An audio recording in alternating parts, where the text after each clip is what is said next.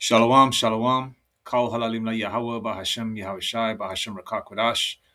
Double honors to the apostles, elders, elder bishops of Great Millstone, and shalom to the 144,001 third. May peace and blessings and the spirit of endurance be upon you and your households as we approach the end. All right. See, when Esau gives you the news, right, they're going to add some things to appease you and make you feel okay. Oh, employment is okay. Employment is low. Sorry, unemployment is low, is what they said, right? But then yet, people can't afford meals. Companies are closing left, right, and center. People are, shops and stores are looking like a ghost town. All you got to add is some eerie music in the background and have some tumbleweeds and some weaves flying flying around, right?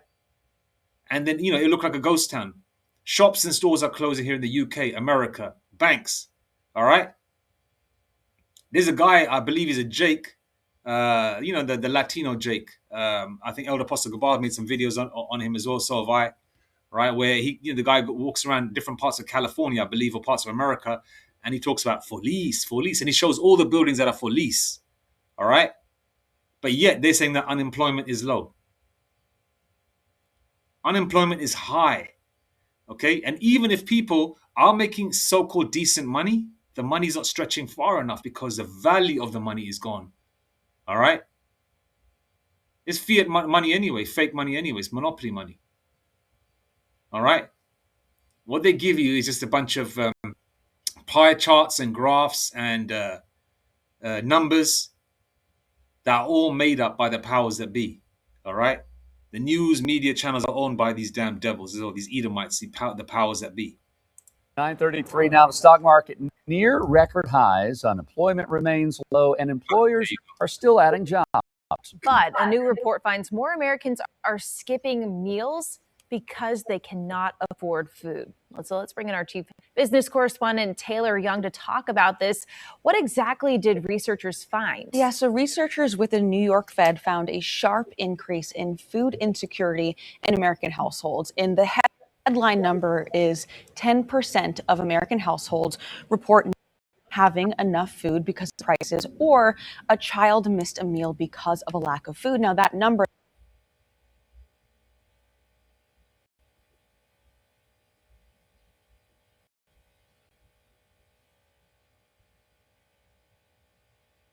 that 10% number is double of what we saw during the pandemic.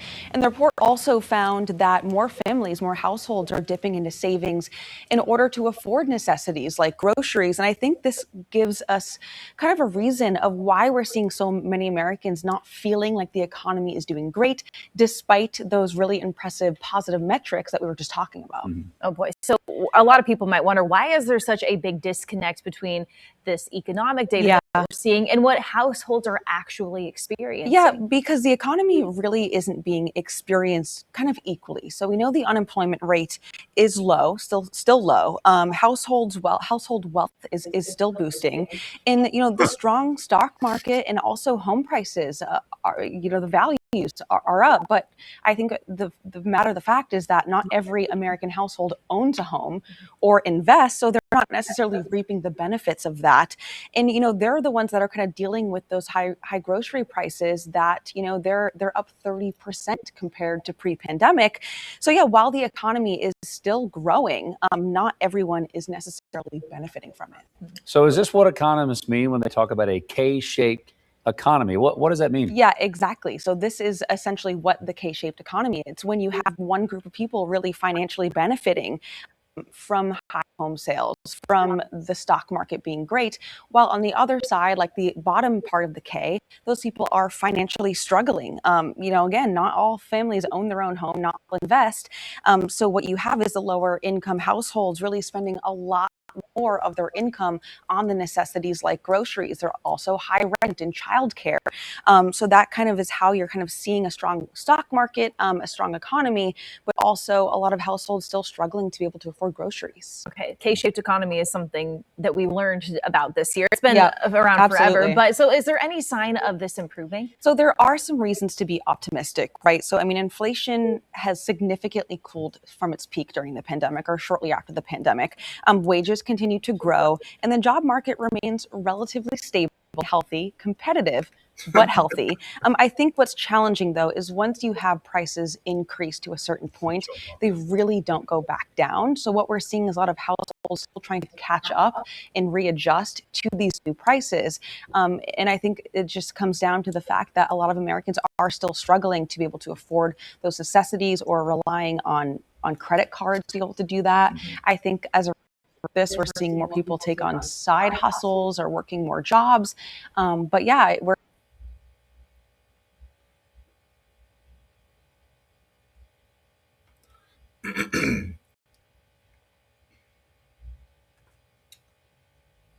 Because another 20 more seconds to go. It's paused, but it's okay. I think we've got the gist of it.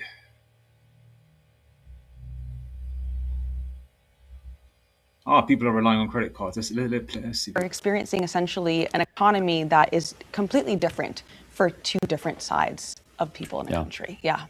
We're trying to do more with less, for sure. All right, Taylor, thank you. Appreciate it. And who's always done more with less? Jacob. Jacob's always been put through the ringer, right? Jacob's always done more with less. And what are they talking about? They mentioned. Okay, let's go. She says that the job market is doing well. It's competitive. People aren't getting any responses. Okay, people aren't getting jobs. Unemployment is very high in the UK and in America. All the children that are in their early 20s, youngsters, can't find a damn job.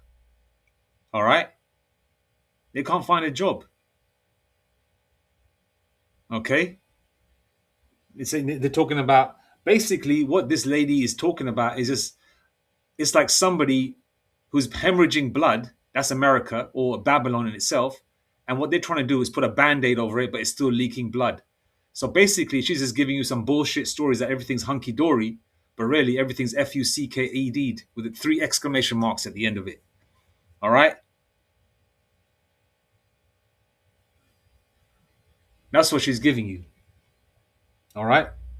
If the economy is doing great and house prices are high, she's talking about house prices are high, this, then the third is doing great, but groceries are up 30%.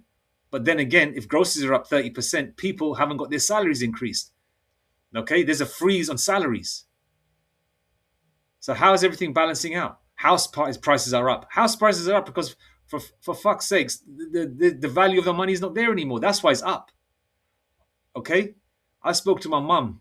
Right, I speak to my mum now and again, and I always ask her, about the early 70s and everything. And she said to me, in the early 70s, for £1, which is equivalent of $1 back then, what about pound? Pound here, dollar there. But we're talking early 70s. You could do a week's shopping in 1972 back then. Your basic necessities. All right. Now today you'll take about £250 to £300 for a week's shopping if you're a family and growing children and all that kind of thing. Not buying processed shit, real food. Okay? Let's check. I'm gonna just go to Google AI and check out the UK. What are the likely chances? Yeah, I'm gonna type in what are the likely chances of a food famine here in the UK? What are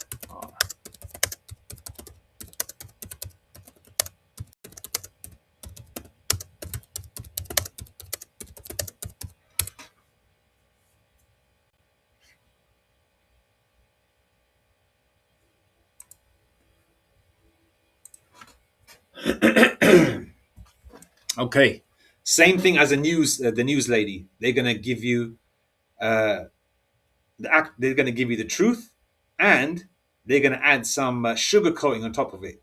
All right.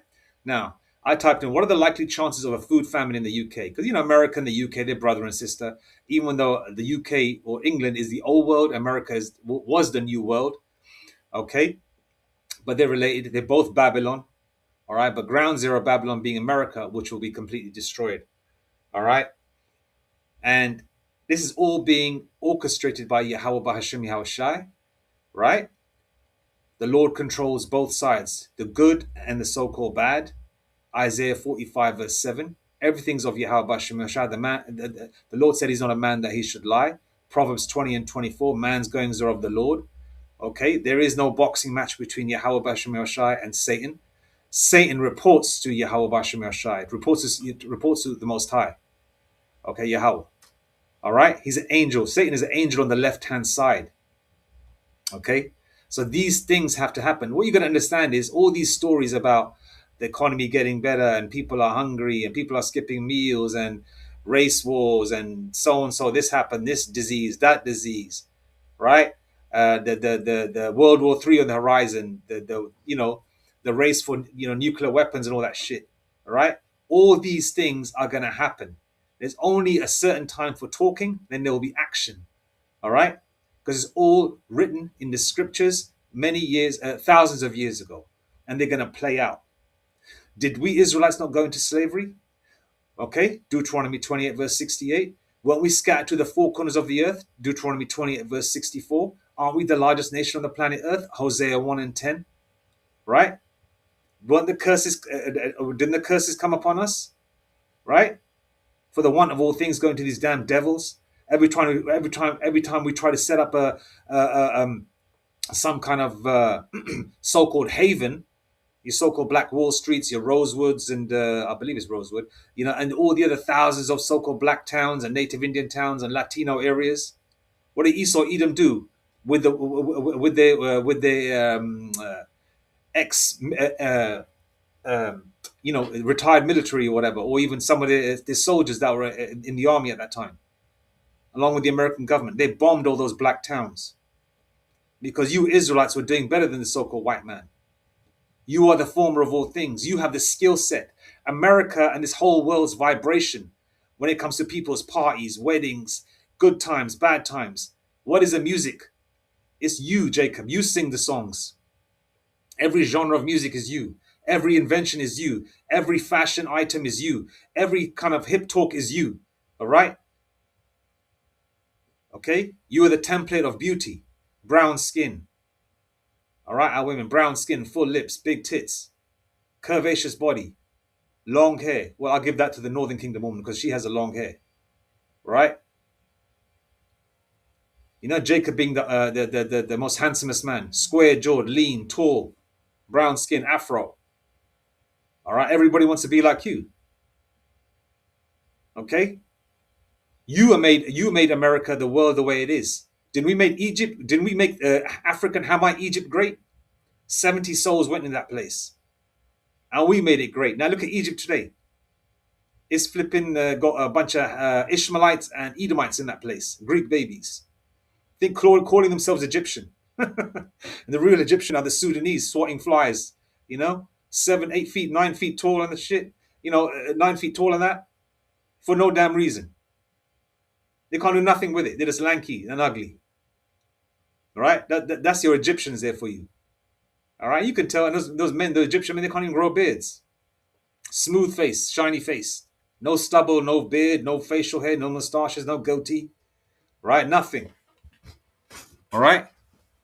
Look at Egypt is in ruins today. America is going to be just like that. The only difference is America is going to be burnt right down, completely nuked, burnt. All right? And be left for a memorial. Okay? So these things are going to play out. It's only so much.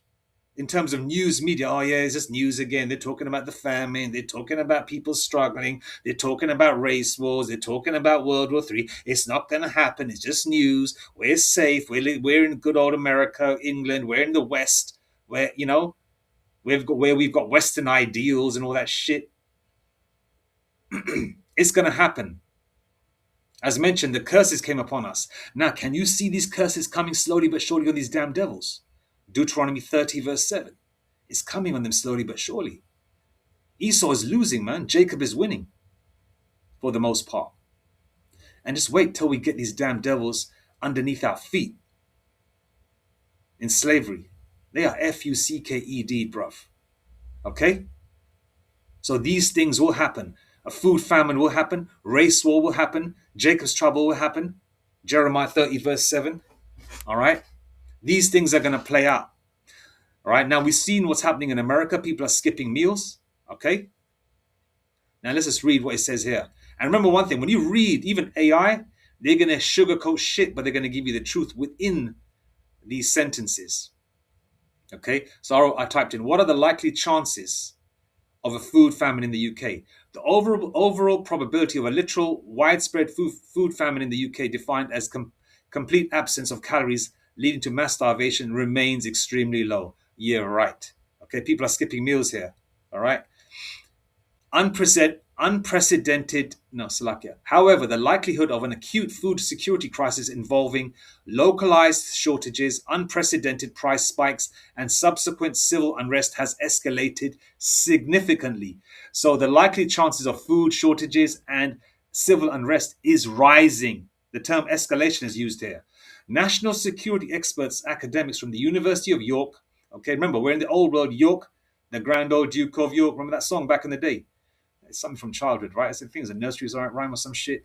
Yeah, you got the University of York, and then you got New York in America. Okay, so we're talking about the old world here. National security experts, academics from the University of York, and government reports warn that the UK's just-in-time supply chains are highly vulnerable to catastrophic failure rather than a total lack of food. A crisis is expected to manifest through systematic shocks that disrupt distribution and make food unaffordable for vulnerable populations. Hence the reason why they've got the steaks and the liquors and the beers, which you could open up and pick up a beer and say, I'm going to pay for it. I'll behind lock and key now. All right. All right. And it's a supply chain issue. Remember, the Strait of Hormuz, rising spikes in fuel. Okay. Job losses, companies closing, less drivers, less deliveries, less food. Less food, meaning, okay, this is what shops want to stay open and pay their salaries and have their lifestyle, whatever, the shop owners. So they're going to bump up the prices on these goods and services so they can still, at least break even or make some kind of profit. Okay, because of the lack of it. If you got a lack of something, like for example, back in the day, if you were a weed head, you used to smoke weed back in the day. When there's a drought, what happens? Prices go up because there's only one dealer in town, right? I'm talking about weed, by the way, marijuana. All right. I'm talking about the world when Jakes were in the world. I'm just giving that as an example, or any kind of drought, for example. Okay. When one person has an item, what happens? Okay. It's like all the balls in their court, so to speak, so they can charge what they want. And people need food and water, so they're going to pay for it. All right, one way or the other. And all all people wanting for things and lacking of things. What do you think that's going to lead to? People taking the micro C-hip. Okay, a lot of people can see, okay, yeah, it can make me run faster, make me move faster.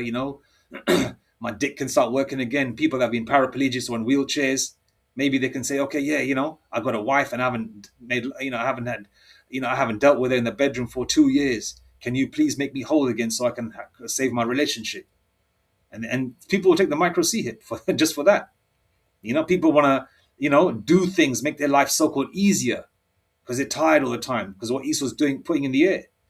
People will take the micro C hit. But the most important thing is people want to hold on to what they call normalcy. That's why they're putting so much nostalgia out there on these 80s shit, 70s shit, the music, videos of how the world used to be, especially showing it to Esau, Edom. They're showing their towns and cities, where the majority of people are Edomites, so-called white people. And they think, oh, look how the world is now. They want that world back. And this is going to amplify the race war. If you can see all these different ingredients being put in the internet, the world, conversations, the news, it's all going in one direction, which is a complete destruction of the society. Okay, key drivers increasing UK food risks. Geopolitical conflicts, okay? Political aspects around the world. The war involving Iran has forced the closure of the critical Strait of Hormuz. We just touched on that. This has heavily inflated fuel and fertilizer costs for British farmers, heavily squeezing autumn planting decisions and driving predictions for food inflation to reach 9%. Fragile supply chains. The UK imports roughly 35 to 40% of its food. That's damn near half of it, bruv. The vast majority of which funnels through just 2 ports, Dover and Felixstowe. Just 2 ports in the UK. A disruption at these bottlenecks would trigger immediate supermarket shortages within days. All right, within days. All right. And we're in England. We don't have no jungles and forests like if you're in Latin America or in some parts of America where you can go and hunt, I don't know, chickens and shit. Go to raid a farmer's yard and take his chickens or some shit like that. This is a very small island. We're in close proximity to each other. So it's going to get real crazy out here. All right. Cyber vulnerabilities. Major supermarket networks rely heavily on centralized computer driven logistics, academic mappings published in the journal Sustainability highlight that a sophisticated cyber attack on payment or distribution infrastructure could instantaneously paralyze food delivery. Okay? Climate change. Okay, we know Esau's got the harp machine because he's been given these tools by Yahweh Shemesh on the left-hand side. Climate change, extreme weather, including warmer, wetter winters and intense summer droughts, is systematically degrading domestic crop yields. A 2024 government report warned that climate and geopolitical threats place the UK's food supply at a strategic risk of catastrophic failure by 2030. Esau likes to throw numbers and dates out there, right? Hey, there's a lot of information here, man. Skyrocketing costs, widespread hardship. Look at this. Check. Okay, they're saying that it's likely, unlikely, but they're giving you all the information. They're talking about it's highly unlikely for a food famine, highly unlikely in America, but they're giving you all the ingredients in between these statements that are made that it's going to happen. So basically, Esau never gives you a definitive answer.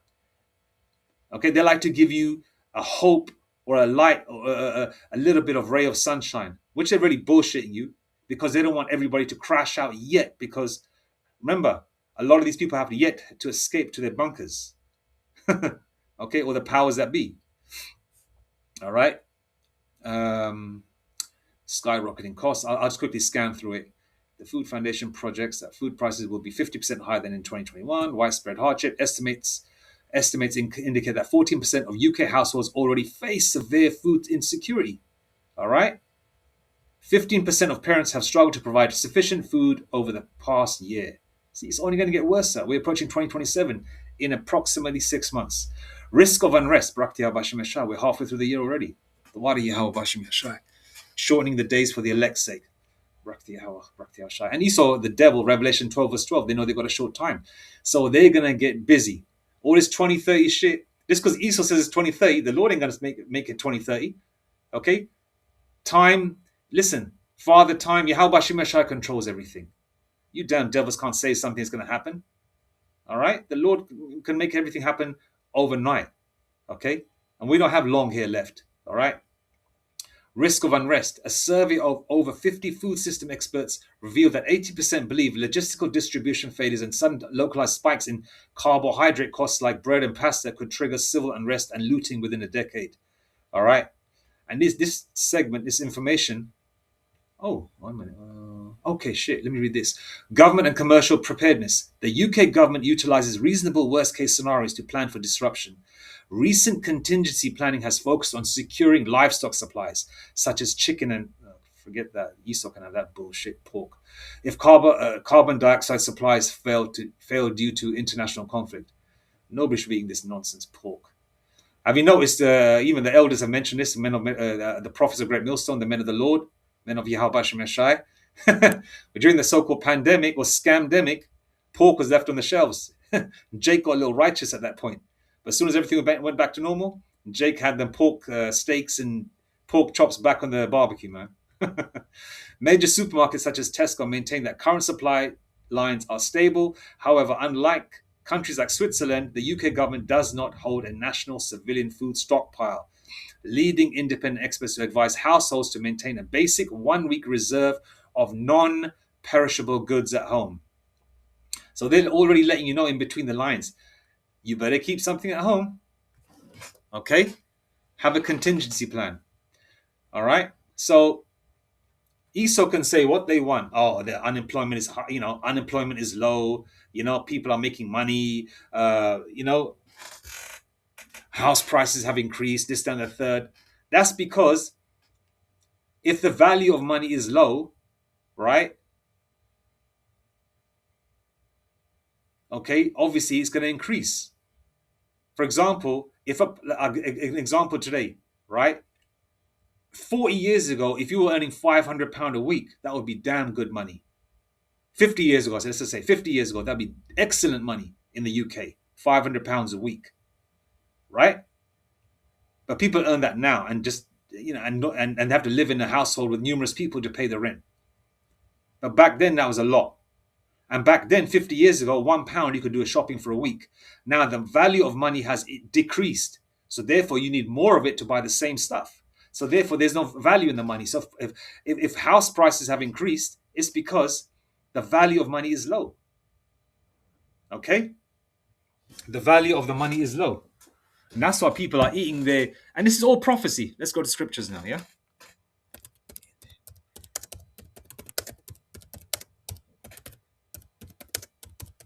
And this will lead to civil unrest.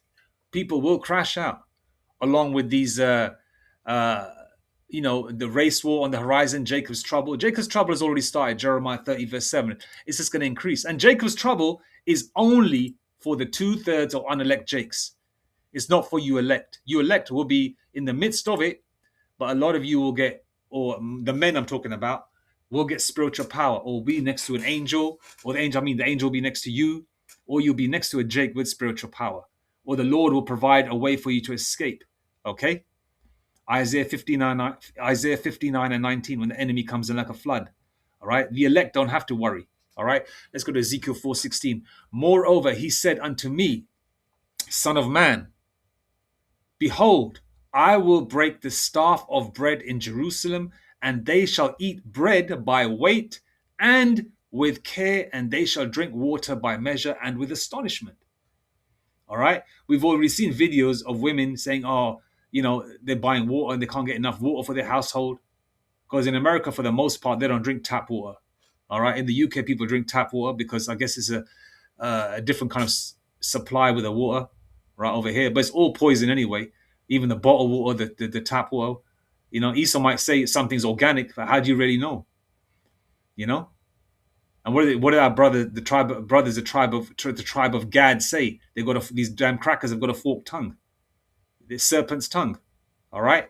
And what did the Lord say as well in scriptures? Never trust thine enemy.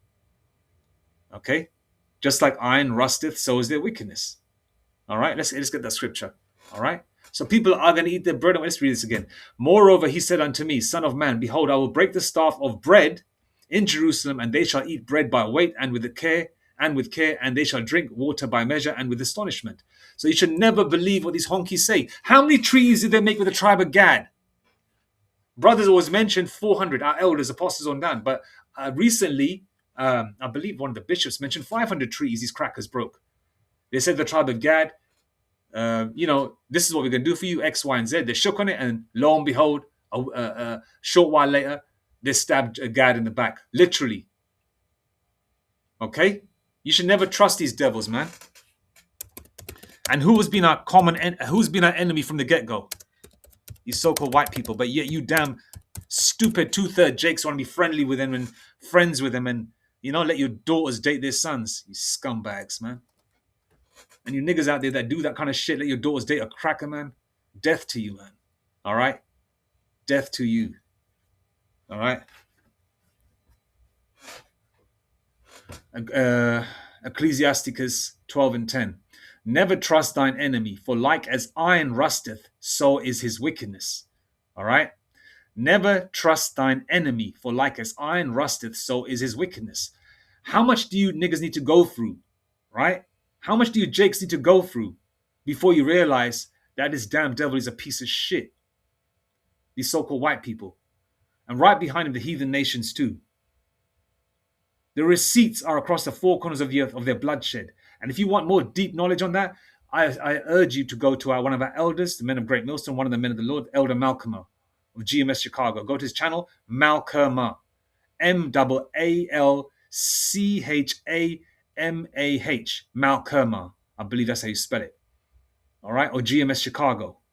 Elder will break it down right down to the nitty gritty, along with the other brothers and our apostles and elders too, man. All right. The receipts are out there, but you still want to trust them? It's like saying, oh, that cobra killed. It's like having a cobra as a pet. Oh, I'm going to get cobra as a pet. It's a beautiful serpent, All right. Oh no, don't get that. Don't get that cobra. Cobra deleted or killed 100 people. Nah, it'll be okay. You just got to be nice to it. You got to treat it like your own. That's Jake's mindset. Brings the cobra home, and a week later, there's a lump in that cobra or that snake or a reptile or whatever, or a serpent, whatever, right? And there's Jake's head in that cobra. You don't trust him. What's an example that Cassius Clay? I don't want to call him Muhammad Ali. Fuck that Muhammad shit. Cassius Clay utilizes. You know, you got a pit with 100 snakes, right? You got 100 Edomites in a pit, right? 50 of them are poisonous. 50 of them are not poisonous. Are you still going to put your hand in there? No. Okay, so you don't trust these enemies. All right, you earn your daily bread. You don't drink with Tommy after work. All right, you don't do none of that shit. Now, if you're at work and your boss says, "Oh yeah, I'm gonna take you guys out for work after a round, and it's a free beer," have your free beer, and then call it evening to say, "I gotta go," blah blah blah, make up an excuse and get the fuck out of there. But for the most part, you do your work and you keep your, and take your backside home, and you hang. If you're gonna hang with loved ones, your family, but most importantly, if you have any brothers in the truth, them. Otherwise, you move solitary. All right, we're right at the end, and you don't want to fucking fall by the wayside. All right, we want to go home. We don't want to prolong our fuck this world, man. Fuck Esau's kingdom. All right, let's go to Haggai 1 and 6.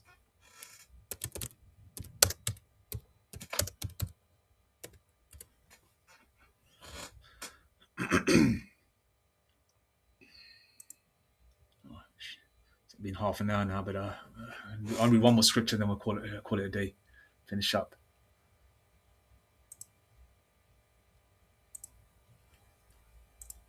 Haggai 1 and 6. Ye have sown much and bring in little. Ye eat, but ye have not enough. Ye drink, but ye are not filled with drink. Ye clothe you, but there is none warm. And he that earneth wages to put it into a bag with holes. Okay?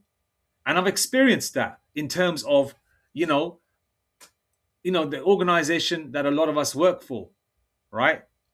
Especially the one, the Lord has blessed me to earn my daily bread at. The Edomites at the top, right, have given a lot of people within the organization salary freezes, and also taken some of the high salaries away from the people that were on a high package, which is weird, especially when you sign a contract to that. Why? And a lot of the people, especially people that are on commission, that go door to door, do phone calls or whatever, telemarketers and shit, a lot of them have had their commissions, their compensation cut down by half. Why? Because these people at the top know that they need more money to sustain their lifestyle. Because our bosses, what do they have? They have, housekeepers and shit, big mansions, shit like that. So they want to sustain them. Okay? And this is what's happening. Okay? Money has no value anymore, and it's going to only increase. It's going to get to the point. I remember many, many years ago in the 80s, right? I went to East Africa, and I was a child, and I remember my aunt going to the store to shop, right? And she took like a wad of notes with her, and it looked gangster as fuck at that time. She was like carrying a stack, like you see some of these rappers carry. And I think, what the fuck? Why she got so much? And my parents explained that the value of money is real low over here, hence the reason why you need to carry so many notes just to buy a basic fruit and veg. That's how it's going to be here in the UK. Until that point of the crash, and then a lot of people are going to jump for the micro CHIP, okay? Because that's going to be their salvation for them. They're going to say, oh, it's only going to improve our minds and bodies. It's only going to prolong our life. And plus, then I'll know where my children are if they're playing outside. And plus, we'll get government assistance. Plus, we'll be able to have a roof over our head and food, right? So this is going to be a godsend to some people. More like a Satan send, right? Okay, but the elect are not going to take the micro CHIP because you can't pluck them out of Yahweh Shemeshai's hand, all right?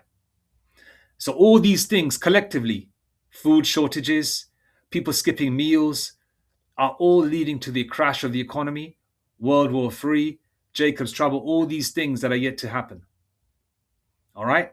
And this is going to be, like a pinball machine from back in the day, if you remember from the 80s, where you got to try and get the ball to go in a certain direction. You people are the ball, right? And you're being pushed in the spirit and power of Yahweh Hashem Yashar on the left-hand side to take the micro C-hip. The Lord controls the right and the left. Isaiah 45 verse 7. So you're being pushed in that direction to take the micro C-hip. Okay?